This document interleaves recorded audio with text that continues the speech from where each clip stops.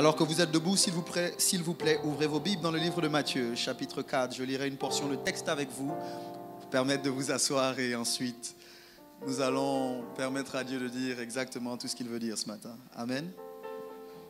Matthieu chapitre 4, je lirai à partir du verset 12 et ce jusqu'au verset 17.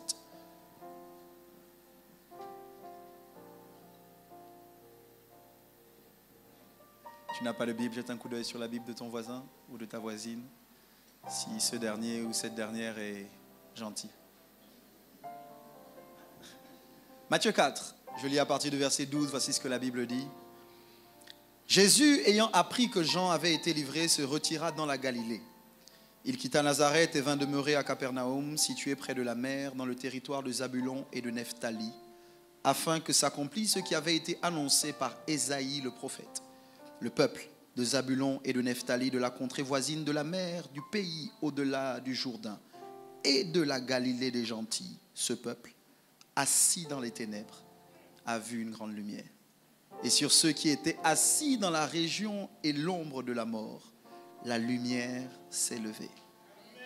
Dès ce moment, Jésus commença à prêcher et à dire, « Repentez-vous, car le royaume des cieux est proche. » Ce matin, pour vous parler, je veux donner pour titre à mon message « Photizo » ou « Le secret d'un peuple éclairé ». Père, donne clarté et précision à mes propos et je promets de te rendre toute la gloire. Au nom de Jésus, Amen. Prenez place, s'il vous plaît. Photizo ou le secret d'un peuple éclairé. Photizo s'écrit P-H-O. T-I-Z-O. C'est un mot grec. C'est un mot grec. Et moi j'aurai l'occasion de vous parler dessus ce matin. Mais regarde ton voisin, dis-lui, sois éclairé. Regarde ta voisine, dis-lui, sois éclairé.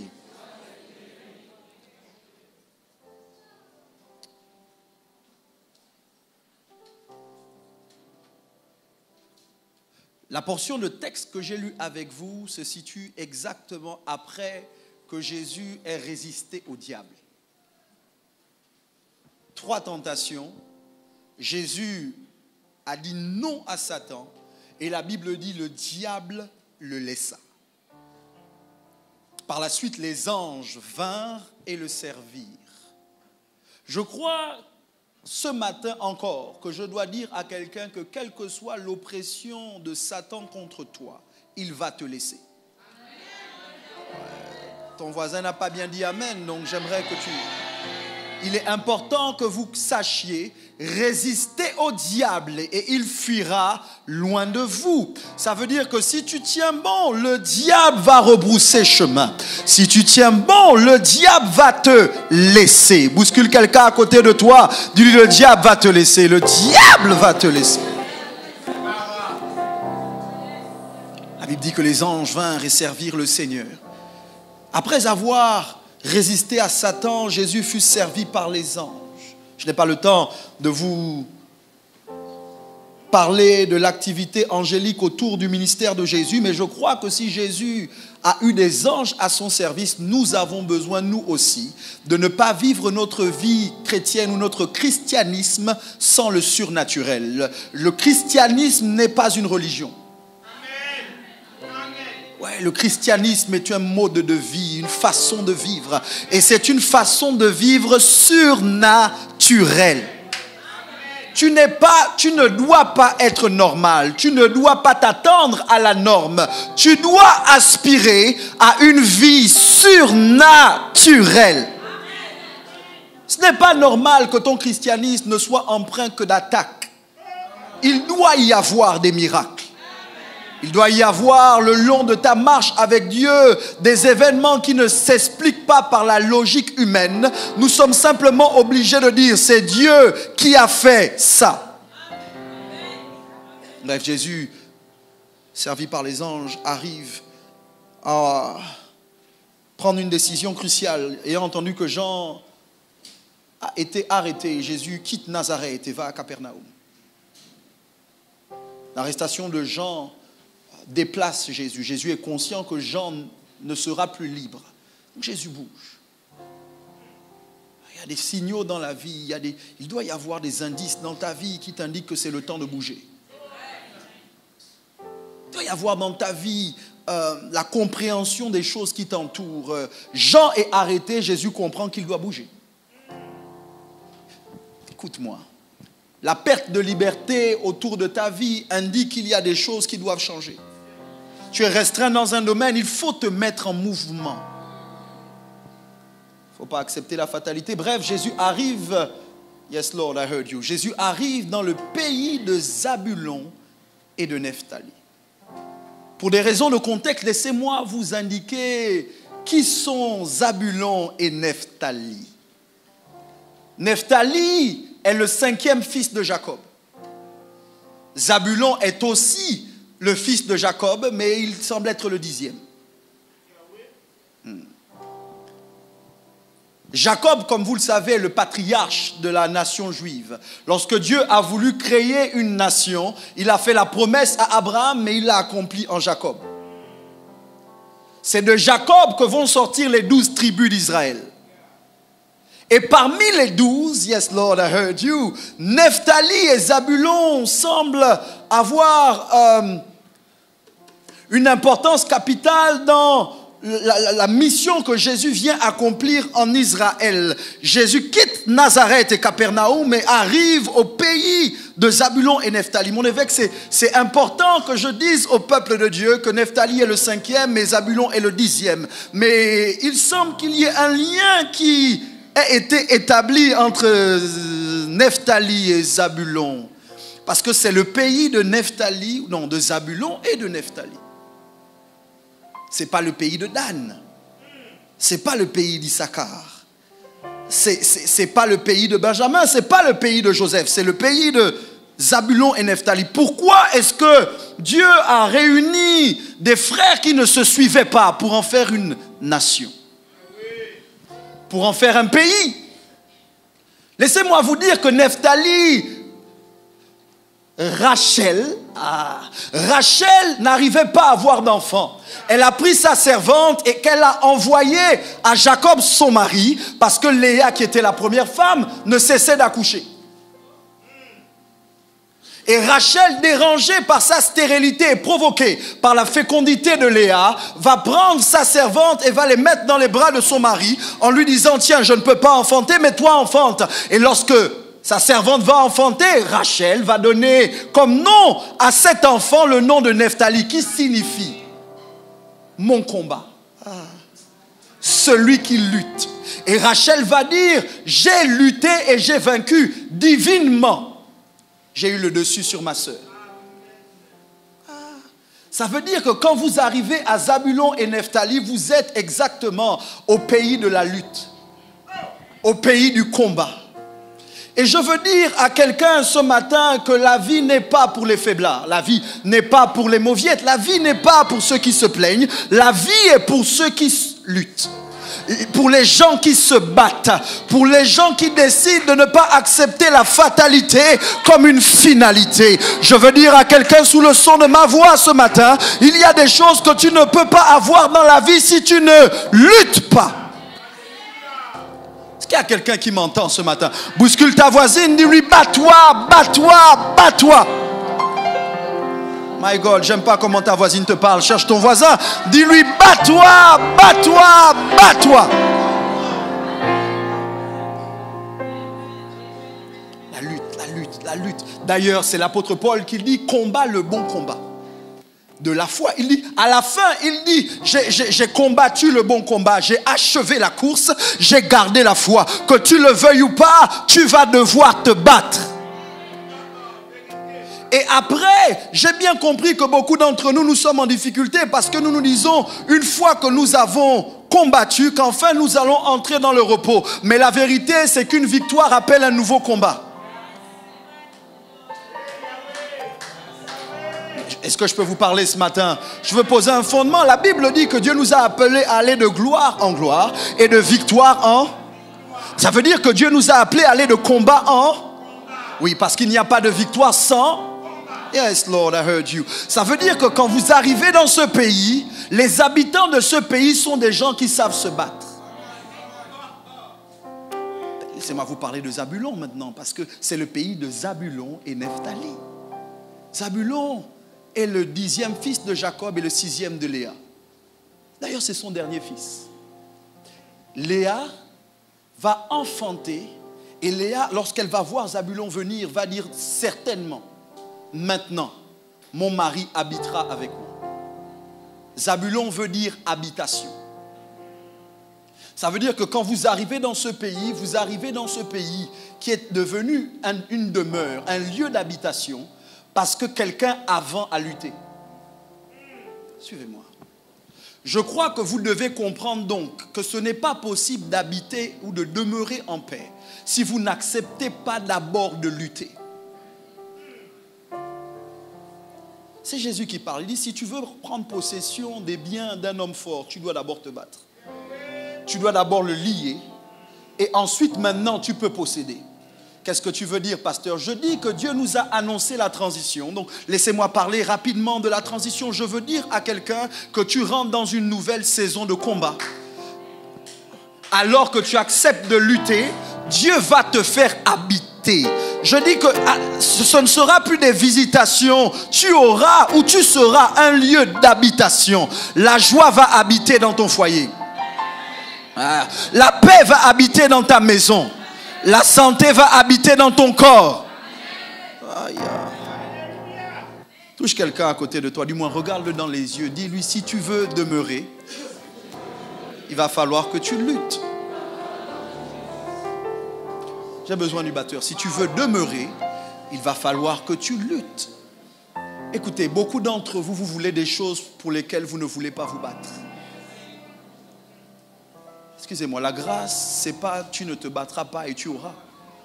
La grâce, c'est tu te bats, mais malgré tous tes efforts, ce n'est pas suffisant et Dieu te donne ce que tu ne mérites pas. Mais il faut te battre. Pourquoi je parle de ça? Pourquoi je parle de Nephtali et de Zabulon? Parce que comprenez bien que malgré le fait que ce soit un pays où les gens luttent, où les gens ne sont plus de passage, ne sont plus des vagabonds, où les gens habitent et demeurent, ont posé des fondations, ont construit des maisons. La Bible dit que le pays est quand même dans les ténèbres. Et c'est là où vous devez m'entendre. Se battre n'est pas suffisant. Avoir une maison, ce n'est pas suffisant. Avoir un lieu d'habitation, ce n'est pas suffisant. Ne plus être un vagabond ne suffit pas. Tu peux vraiment être battu, vraiment avoir réussi à bâtir une demeure, mais les ténèbres prennent quand même le dessus sur toi. Et là, j'ai besoin que vous soyez vrai pendant quelques instants. Vous est-il déjà arrivé de vous battre? De vous battre, mais de vous rendre compte que malgré tous vos combats, ça ne suffit pas. Vous est-il déjà arrivé de continuer à bâtir, mais malgré tout ce que vous bâtissez, les ténèbres prennent quand même le dessus sur vous? C'est le pays de Zabulon et le pays de Nephtali, mais les ténèbres ont recouvert le pays. Matthieu maintenant, écoutez-moi, Matthieu maintenant parle. Et il dit, quand Jésus arrive dans ce pays, il dit, c'est maintenant que va s'accomplir la prophétie qu'Ésaïe avait faite. Quelle est cette prophétie? Matthieu la cite dans le texte que nous venons de lire, mais Ésaïe, plusieurs siècles avant, parle de la part du Seigneur en Ésaïe 9. Et voici ce qu'il dit. Ésaïe 9, dans ma version, c'est le verset 1er. Dans d'autres versions, c'est le chapitre 8, le verset 3, verset 23. La Bible dit ceci: mais les ténèbres ne régneront pas toujours sur la terre, où il y a maintenant des angoisses. Je croyais que quelqu'un allait dire amen. Si les temps passés ont couvert d'opprobre le pays de Zabulon et le pays de Nephtali, les temps à venir couvriront de gloire la contrée voisine de la mer, au-delà du Jourdain, le territoire des gentils. Ce texte dit que quand bien même en ce moment Vous pouvez voir les ténèbres dans le pays de Zabulon et de Nephtali. Le prophète annonce que les ténèbres que vous voyez, vous ne les verrez plus. Il va arriver un moment où les ténèbres ne régneront pas sur le Gabon. Oups. Il va arriver un moment où les ténèbres ne régneront pas sur ta famille. Il va arriver un moment où les ténèbres ne régneront pas sur ta vie. Il va arriver un moment où les ténèbres ne régneront pas sur l'Afrique. Il va arriver un moment.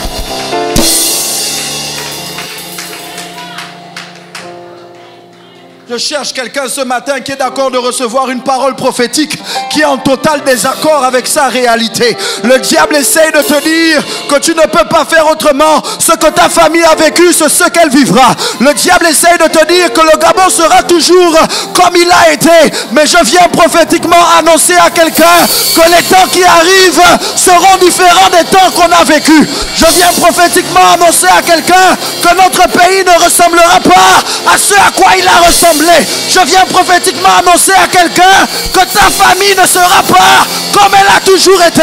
Je ne sais pas à qui je parle, mais je parle à quelqu'un.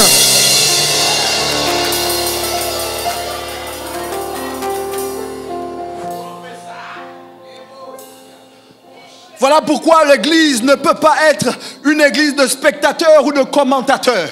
Quand quelque chose arrive dans le pays, si tu ne parles pas prophétiquement, parfois il vaut mieux ne pas parler. Parce que l'église n'a jamais été appelée à commenter les faits divers. L'église a été appelée à prophétiser. L'église a été appelée à dire la vérité. L'église est le support et la colonne.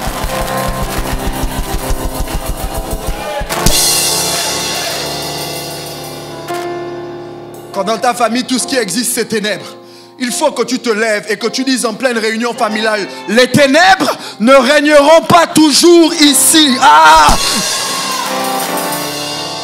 un moment, il faut que tu te lèves alors que vous êtes en train d'enterrer un autre neveu, une autre nièce, que tu viens d'enterrer un autre parent. Tu dois te lever en réunion familiale. Quand on se retrouve en famille pour parler à un moment, il faut libérer dans l'atmosphère que l'esprit de mort ne régnera pas toujours dans cette famille. Les ténèbres ne régneront pas toujours sur la terre. C'est la déclaration par laquelle Ésaïe commence. Et écoutez le verset 2 de cette déclaration dans vos Bibles. C'est le verset 1er peut-être, mais Ésaïe dit, le peuple qui marchait dans les ténèbres voit une grande lumière. Sur ceux qui habitaient le pays de l'ombre de la mort, une lumière resplendit. Écoutez, vous n'avez certainement pas fait attention, mais quand Ésaïe prophétise dans ce texte que je viens de lire, voici ce qu'Ésaïe dit, le peuple qui marchait. Déjà, visualisez la scène, un peuple, c'est un grand nombre de personnes. Mais marcher dans les ténèbres, pour certains d'entre vous, vous l'avez expérimenté, quand vous vous levez le soir en pleine nuit pour aller au petit coin, et vous n'avez pas allumé la lumière, parfois vous vous levez et vous tâtonnez parce que vous ne voyez pas clair. Donc marcher dans les ténèbres fait référence au fait de ne pas pouvoir aller vite ou de bien pouvoir se déplacer. Tu marches en tâtonnant, tu ne vois pas clair. Ta marche est ralentie. Pourquoi? Parce que tu es entouré de ténèbres. Écoutez. La Bible dit le peuple qui marchait dans les ténèbres. Je suis choqué de voir que quand Matthieu prophétise, quand Matthieu recite la prophétie d'Ésaïe, il dit le peuple qui est assis dans les ténèbres.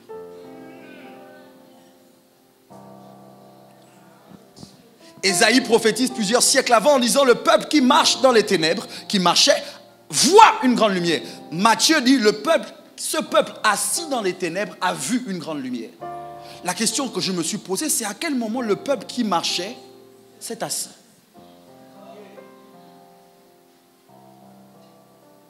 À quel moment? Parce que vous savez que quand on marche, on est en mouvement. Et c'est d'ailleurs le psaume 23 qui dit, quand je marche dans la vallée de l'ombre de la mort, je ne crains aucun mal. Mais est-il possible que parce que les ténèbres durent, quelqu'un qui marche à un moment se fatigue de marcher, s'arrête, il s'assoit?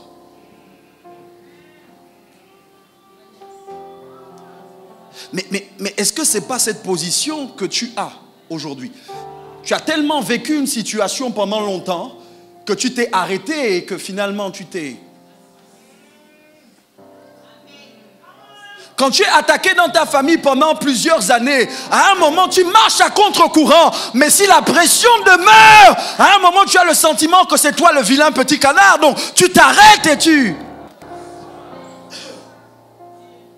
Quand tout le monde vole dans ta structure et que tu es le seul à ne pas voler et que tu es en train de dire ça ne doit pas se passer comme ça, à un moment, à cause de la pression et des ténèbres, tu peux t'arrêter et...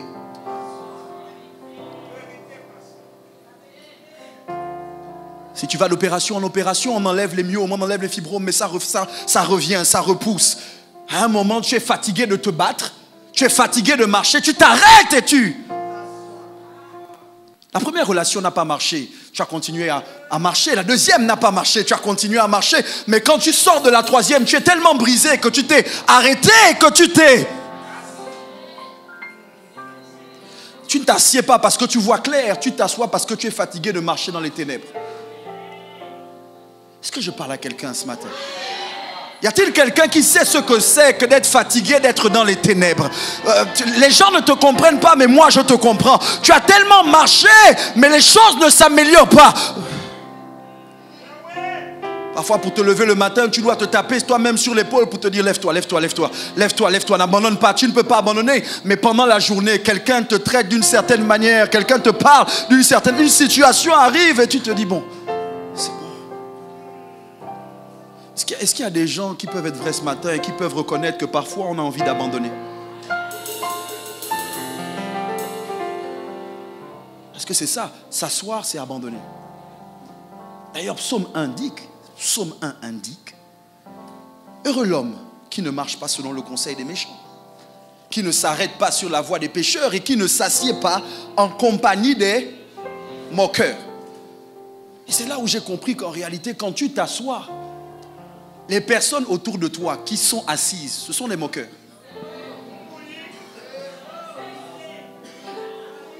Vous savez, quand j'entends ce que les gens disent au sujet de mon pays, ça ressemble à la moquerie. Quand j'entends ce que les gens disent au sujet des autres Gabonais, ça ressemble à la moquerie. Et j'ai compris qu'on ne peut pas se moquer et marcher en même temps.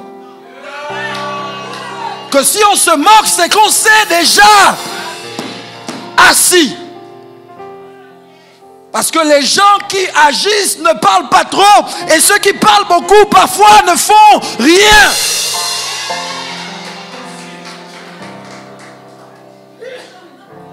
Les moqueurs, mon évêque, les moqueurs. Les moqueurs, c'est ceux-là qui sont capables de te dire tu n'y arriveras pas. Et quand tu commences et que tu tombes, ils disent on savait. Mais quand tu les regardes, ils ne bougent pas. C'est normal que tu te moques parce que tu n'as jamais rien essayé dans ta vie. C'est normal que tu me critiques parce que tu ne sais pas ce que c'est que de se battre et de continuer à marcher dans le noir.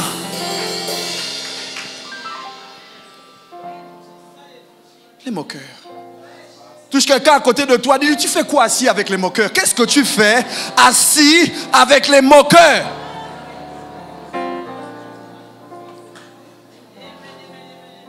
Est-ce que je peux parler à quelqu'un ce matin? Je sens l'esprit sur moi. Les moqueurs, les moqueurs, les moqueurs.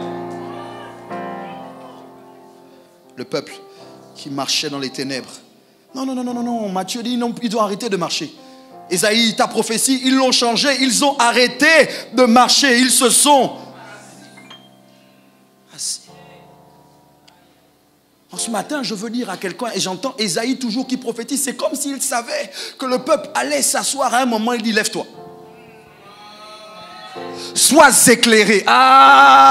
Il dit lève-toi. Sois éclairé. Il dit car sur toi la gloire de l'Éternel resplendit. Sa lumière arrive. Lève-toi. Je ne sais pas à qui je parle ce matin, mais je dis lève-toi. Quel que soit ce qui t'a mis assis, je te dis lève-toi. Quel que soit ce qui veut te faire abandonner, je te dis lève-toi. Quel que soit ce que les gens disent contre toi, je te dis lève-toi. Quel que soit ce qu'on raconte à ton sujet, je te dis lève-toi. Quel que soit ce qu'on dit contre tes affaires, je te dis lève-toi. Quel que soit ce qu'on dit contre ton foyer, je te dis. Quand tu regardes tes enfants, tu as envie d'abandonner. Et peut-être tu t'étais déjà assise. Mais je parle à une mère ce matin. Je te dis, lève-toi. Je parle à un époux qui veut abandonner sur sa femme. Je parle à une femme qui veut abandonner sur son époux. Et je te dis, lève-toi. Je parle à un chrétien qui dit à quoi ça sert d'être chrétien. Les francs-maçons évoluent, les sorciers avancent. Et depuis là, je tourne en rond. Je veux dire à quelqu'un ce matin, lève-toi. Bouscule quelqu'un, dis-lui lève-toi, lève-toi, debout, debout, debout, debout. Tu fais quoi assis? Lève-toi. Tu fais quoi assis? Lève-toi. Tu fais quoi assis? Lève-toi. Lève-toi. Lève-toi, lève-toi, lève-toi, lève-toi. Le Gabon ne changera pas si on reste assis avec les moqueurs. Il faut qu'on se lève. Ta famille ne changera pas si on reste assis avec les moqueurs. Il faut que quelqu'un se lève. Est-ce que je parle à quelqu'un ce matin? Prenez place 30 secondes. Prenez place 30 secondes.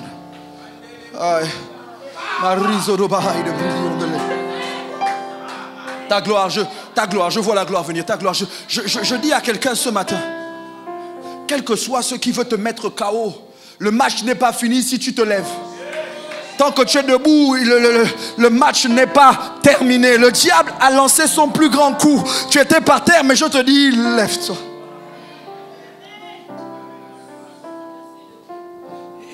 Excusez-moi de vous dire ça, mais on ne parle pas de n'importe quel peuple. On parle du peuple des lutteurs. On ne parle pas des vagabonds, on parle des gens qui ont une demeure. On parle des gens qui savent ce que c'est que de se planter quelque part. Sauf que ce n'est pas la lutte qui dissipe les ténèbres.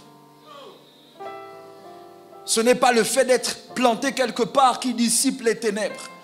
Et je sais que vous n'allez pas vouloir le reconnaître, mais la vérité c'est que parfois on est planté. On s'est tellement battu qu'à un moment on se dit, mais qu'est-ce qu'il faut pour que ma situation change? J'ai jeûné. J'ai prié. Sacrifice sur sacrifice. Appel sur appel. Il n'y a rien que Dieu puisse me demander que je ne vais pas lui donner. Seigneur, tu veux quoi? Ma voiture tient. Ma maison tient, mon argent tient, ma vie tient. Mais pourquoi malgré tout ce que je t'ai donné, les ténèbres ne se dissipent pas? Est-ce qu'on peut être vrai pendant quelques instants? Y a-t-il des chrétiens qui sont chrétiens mais quand même dans les ténèbres? Tu vas au boulot, les ténèbres. Tu rentres à la maison, les ténèbres. Tu viens à l'église, les ténèbres. Le peuple assis dans les ténèbres a vu une grande lumière. Écoutez, ça va vous choquer, mais c'est pas grave. La seule chose qui dissipe les ténèbres, c'est la lumière. Écoutez, la lumière. Je sais que c'est un choc, La lumière, c'est pas le jeûne, c'est pas la prière. C'est pas les offrandes, le sacrifice, c'est la lumière. Ça dit que tu peux donner dans le noir. Tu peux prier dans le noir. J'en veux pour preuve, mon évêque, que Jacob est allé consommer le mariage avec Léa dans le noir. Quand il se réveille, quand la lumière apparaît, Jacob se rend compte que la femme avec laquelle il a passé la nuit, c'est pas la femme qu'il voulait. Les ténèbres sont dangereuses, les amis. Les ténèbres peuvent te faire épouser la mauvaise personne. Tu consommes le mariage, vous êtes intimement liés. Des ébats amoureux, mais quand la lumière apparaît, tu...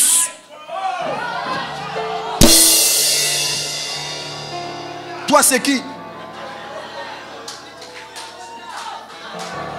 C'est la personne avec laquelle tu as passé la nuit. My God, je vais dire des choses ce matin. Tu as connu son corps. Tu as connu son corps dans les ténèbres. Tu as connu son corps, mais au final, quand la lumière apparaît, tu te rends compte que tu ne la connais pas. My God, parce que ça veut dire qu'on peut connaître le corps sans connaître la personne. Est-ce que je peux vous dire ça? Certains d'entre vous, tout ce qui vous intéresse, c'est le mariage, c'est la promotion, c'est le travail. Mais tu peux être dans ces choses dans le noir. De telle sorte que tu as le travail, mais tu es dans le noir. Tu as les enfants, mais tu es dans le noir. Tu as le mariage, mais tu es dans le noir. Ça ressemble un peu à notre pays. On a l'argent, mais on est dans le noir. On n'a pas de guerre, mais on est dans le noir. Il y a des pays qui nous regardent et qui nous envient, mais quand nous-mêmes on se regarde, on ne voit rien parce qu'on est dans le noir.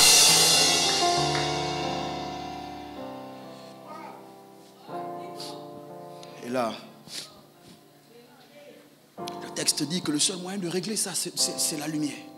Écoutez ce que Jean dit au commencement, at the beginning, était la parole. La parole était avec Dieu, la parole était Dieu. Bon là, on parle de la parole, je sais que ça ne vous intéresse pas trop, mais c'est la suite du verset qui m'intéresse. La Bible dit ceci. Mon texte. La Bible dit, toutes choses ont été faites par elle et rien de ce qui a été fait n'a été fait sans elle. On parle de la parole. Après on dit, en elle était la vie. Et la vie était la lumière des hommes. Ça veut dire que là où il n'y a pas de lumière, il n'y a pas de vie. En elle était la vie. La vie était la lumière des hommes. Ça veut dire que vie égale lumière. Écoutez ce que la Bible dit. Ces gens qui parlent, la lumière, lui, dans les ténèbres. Et les ténèbres ne l'ont point reçu. Puis-je vous choquer un peu?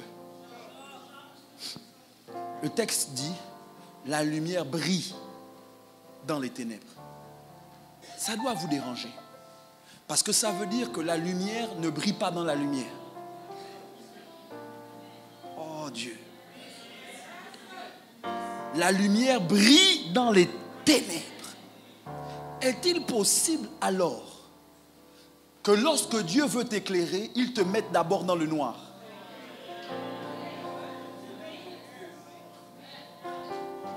Que Dieu considère que pour vraiment que tu apprécies la lumière, il faut d'abord que tu aies connu les ténèbres.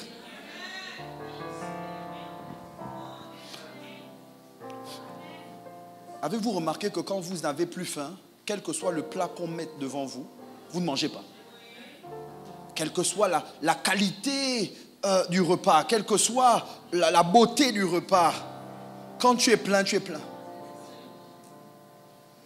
Je me rends bien compte, qu'est-il possible qu'il y ait des moments où Dieu crée la demande, le besoin, avant de l'assouvir? Comment tu sais ce que c'est la paix?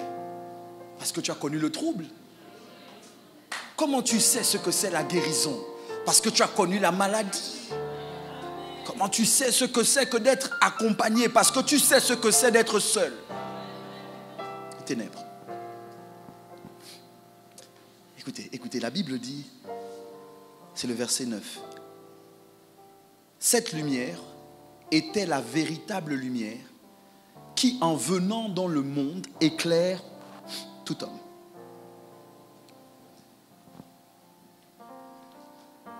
Vous êtes assis dans les ténèbres. Même si vous vous levez et que les ténèbres demeurent, le cycle va continuer. Parce que souvenez-vous, vous n'avez pas commencé assis.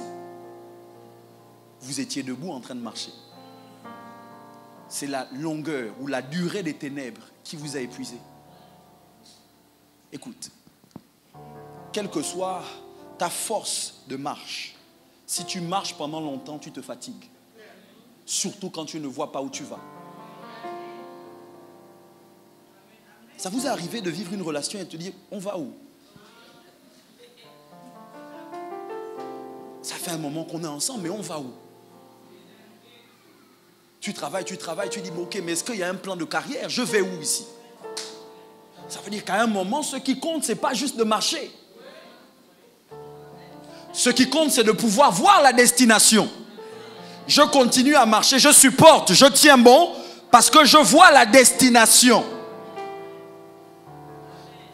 Je sais que ce n'est pas ici, mais ailleurs. On nous empêche de voir la destination. et on nous dit continue à marcher. C'est un peu comme tu travailles, tu n'as aucune visibilité sur le plan de la carrière. Donc on te dit continue à travailler. Le diable est un menteur.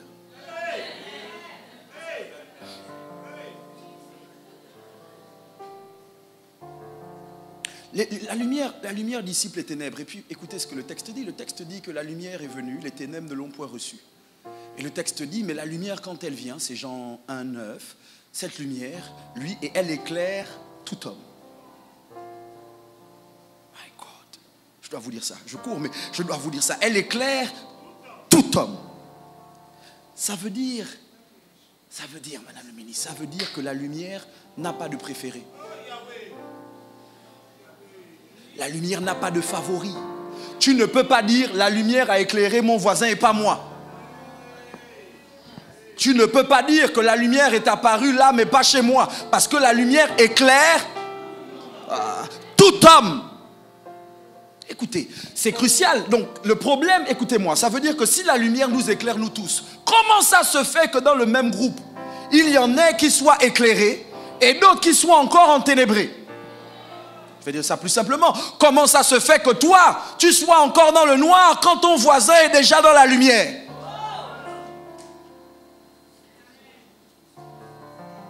Dites pousse et je pousse. Ça veut dire qu'en réalité, si ton voisin est béni et que toi tu as le sentiment de ne pas être béni, tu ne peux pas accuser la bénédiction. Je vais pousser. Si quelqu'un à côté de toi, écoute-moi bien, si quelqu'un à côté de toi est éclairé et que toi tu es encore dans les ténèbres, son illumination devient un reproche à tes ténèbres. Avez-vous déjà été entouré de quelqu'un qui réussit? On va dire ça différemment. À côté de quelqu'un qui réussit. Vous deux, vous marchez ensemble. C'est comme à l'école. Moi, j'allais à l'école. Donc, à l'école, on était assis parfois côte à côte. Et puis, écoutez, tu as à côté de toi quelqu'un, tu sais qu'il est bon dans les maths. Toi, tu sais que tu n'es pas trop beau dans les maths. Donc, soit tu étudies avant avec lui, soit tu pompes. Merci, il n'y a que toi qui dis la vérité ce matin. Ok, soit on étudie avant parce que je sais qu'il est bon dans les maths. Donc, je dis vraiment, ah mon ami, le devoir arrive, aide-moi. Ou bien, pendant le devoir,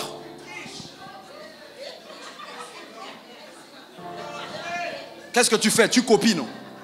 Ou bien quand tu es très loin et que tu sais que lui, il est bon. Psst, psst. Blanco.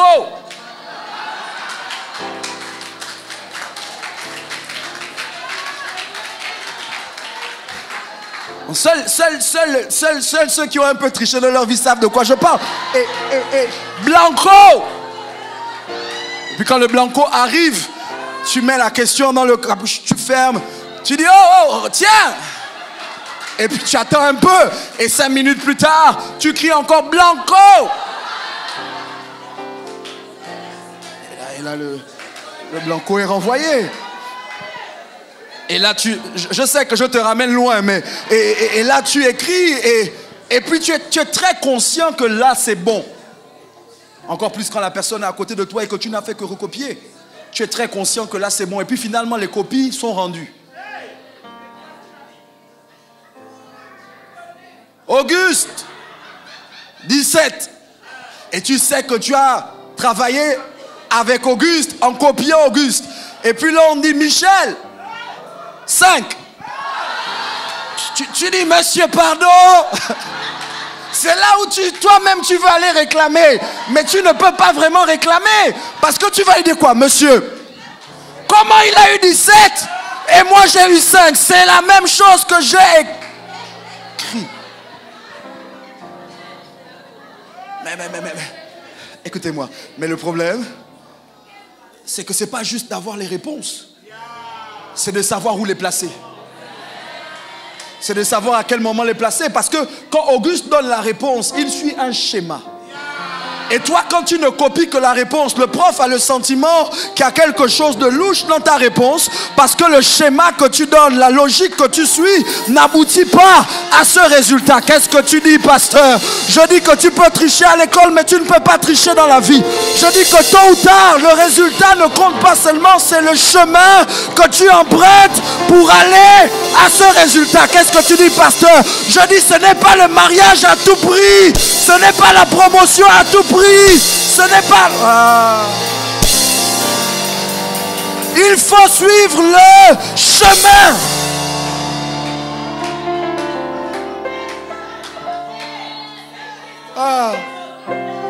C'est pas je veux l'argent, parce qu'aujourd'hui on arrête les gens qui ont l'argent. Donc l'argent ne te met plus à l'abri. C'est pas un problème d'argent. C'est qu'il faut que quand tu as l'argent, tu dormes en paix. Il faut que quand tu as l'argent, tu n'aies pas de problème de conscience.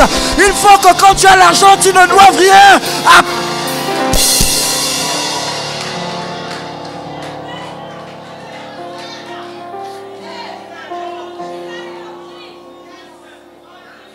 My God, je parle mieux que tu ne dis amen ce matin.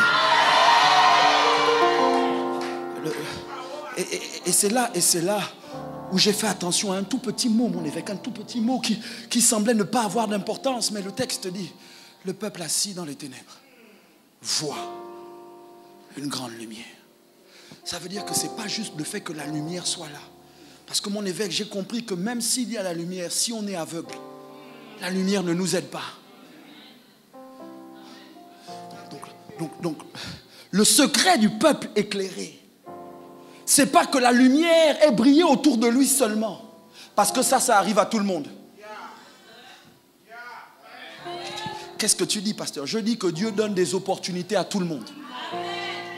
Dieu ferait un chemin à tout le monde. Dieu fait luire son soleil sur les bons comme sur les méchants. Dieu donne des opportunités à tout le monde. Mais si toi, ta vie n'avance pas, ce n'est pas un manque d'opportunités. C'est un manque de vision. C'est que Dieu t'a donné l'opportunité, mais tu ne l'as pas vue. Oh. C'est que Dieu a ouvert une porte, mais tu ne l'as pas vue. Pourquoi? Parce que tu es tellement focalisé à regarder les portes fermées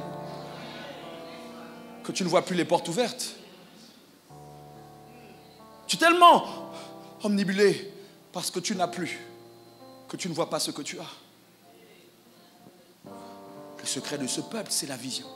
Parce qu'il voit. J'entends Dieu qui parle à Jérémie, je suis en train d'atterrir, j'entends Dieu qui parle à Jérémie, il dit, que vois-tu? Que vois-tu? Que vois-tu? Que vois-tu? Que vois-tu? Il dit, je vois une branche d'amandier. Dieu répond, tu as bien vu, car je veille sur ma parole pour l'exécuter. Est-il possible que plusieurs d'entre nous soyons en difficulté parce que malgré tout ce que Dieu fait, tu ne vois rien? Vous savez, je suis choqué quand tout à l'heure mon évêque est venu, il a conduit le peuple dans un moment d'action de grâce. Comment dire merci à Jéhovah, car il a fait. Et puis pendant que tu chantes, ton propre cœur te dit, il a fait quoi? Authentique. Pendant que tu chantes, ton propre cœur te dit, il a fait quoi? Parce que pendant que tu es en train de chanter et que nous sommes dans la louange et dans l'action de grâce, tout ce que tu as devant les yeux, c'est un problème non résolu. Tout ce que tu as devant les yeux, c'est une porte fermée. C'est un contrat que tu attends de signer. C'est de l'argent qui n'est toujours pas arrivé.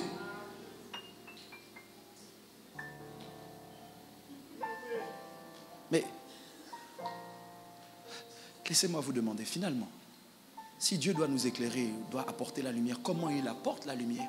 Parce que je ne comprends pas. Je ne comprends pas que ton voisin soit éclairé et pas toi. Ça veut dire, est-il possible qu'en réalité, quand la lumière vienne, elle ne vienne pas en frappant les regards, elle ne vient pas en disant, c'est moi la lumière?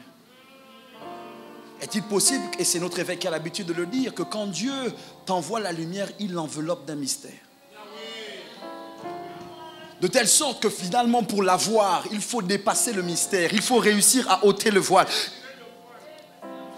Vous ne m'entendez pas, mais qu'est-ce que la Bible dit? La Bible dit qu'au commencement était quoi là? La parole était avec Dieu, la parole était Dieu. Tout ce qui a été fait par elle. Rien de ce qui a été fait n'a été fait sans elle. En elle, en qui? En la parole était la vie. La vie était la lumière. Ça veut dire que la lumière qui est la vie est dans la... Donc ça veut dire que si tu ne reçois pas la parole, tu ne reçois pas la... Ok, donc à chaque fois que Dieu te parle et que tu n'entends pas ce que Dieu te dit, c'est que tu viens de passer à côté de là. C'est pour ça que tu es chrétien et tu es encore dans les ténèbres, parce que tu n'accordes pas d'importance à la parole de Dieu.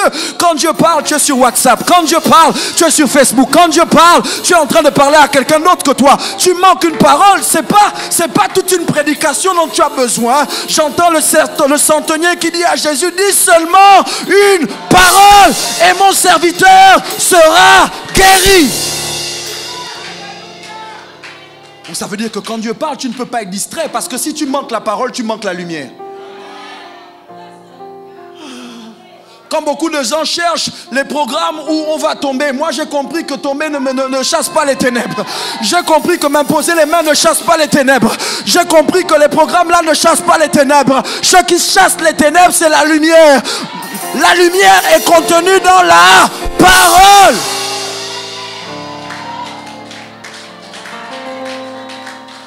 Donc à chaque fois que Dieu veut te sortir des ténèbres, il te parle. Non, il ne te donne pas de l'argent. Il te parle. Il ne te donne pas une nouvelle voiture, il te parle. Est-il possible que la transition ait commencé dès le moment où Dieu nous a parlé? Je dois vous dire ce que je veux dire. Là, j'ai le sentiment que c'est un peu mieux, tu vois, mon évêque. J'arrive à dire ce que je veux dire. La lumière. Jésus arrive. Jésus arrive à Zabulon et Nephtali. Je remonte. Jésus arrive à Zabulon et Nephtali. Et Matthieu dit que lorsque Jésus arrive à Zabulon et Nephtali, la parole prophétique d'Ésaïe vient de s'accomplir. Pourquoi? Parce que Jésus, qui est la parole, est la parole faite chair. Et en Jésus se trouve quoi? La lumière. Écoutez. Ésaïe, vous lirez plus tard, mais Ésaïe raconte comment, à partir de ce que Dieu va faire, le peuple va devenir nombreux. Le joug va être brisé. Pourquoi? Car un enfant nous est né. Un fils nous est donné. La domination reposera sur son épaule. On l'appellera, on l'appellera, on l'appellera, on l'appellera. Donc, ce qui brise le joug, ce qui fait cesser les ténèbres, c'est exactement ce que Job dit. Job dit l'homme fait cesser les ténèbres. Écoutez-moi, je vais atterrir. Quand Jésus arrive à Zabulon et à Nephtali, j'aime avoir le bon rôle. Il y aura 5 minutes. J'aime avoir le bon rôle. Jésus est dans la place.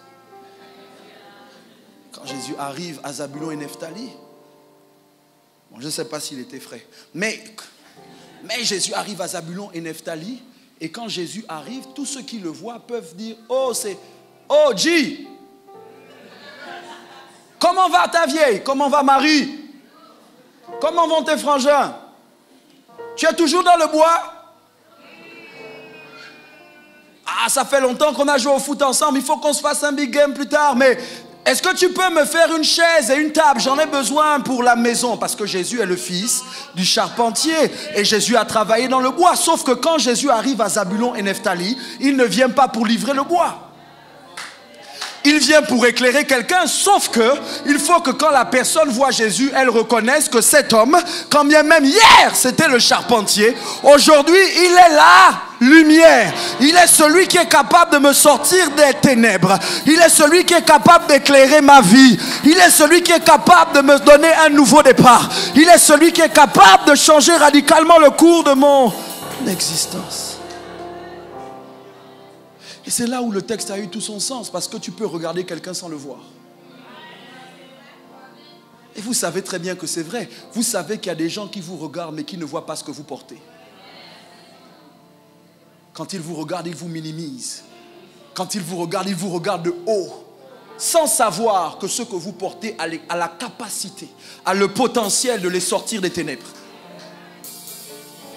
Qu'est-ce que tu dis, pasteur? Je suis en train de te dire que depuis le début de l'année, tu as prié. On arrive à la fin de l'année et tu as dit à Dieu, Seigneur, sors-moi de cette situation. Et j'ai entendu Dieu me dire de te dire qu'il a envoyé la personne qui doit te sortir de cette situation, mais toi, tu ne la reconnais pas.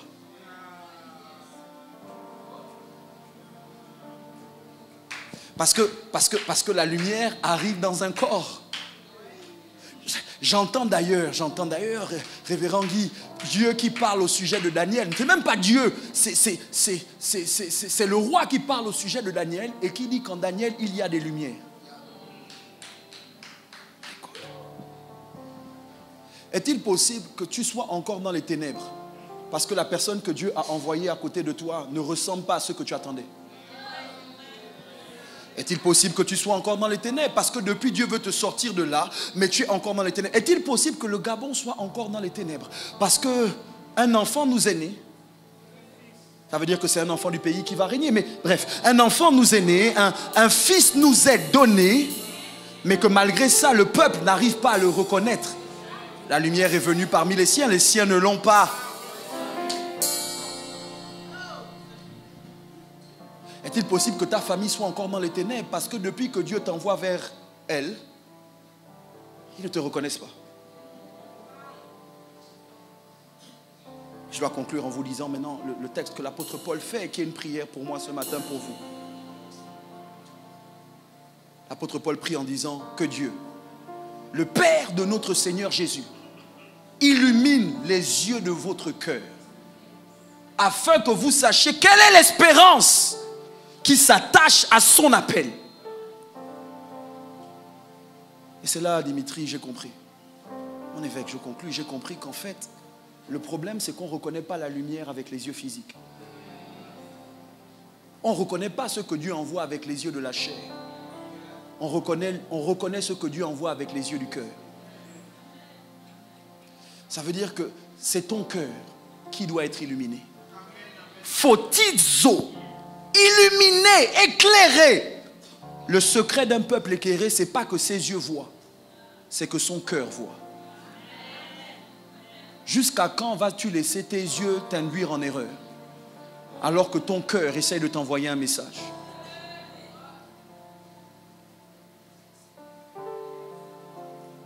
Je veux dire à quelqu'un ce matin sous le son de ma voix, et j'ai fini, que Dieu illumine les yeux de ton cœur afin que tu saches reconnaître les gens que Dieu t'envoie alors qu'il t'a introduit dans cette nouvelle saison. Levons-nous s'il vous plaît.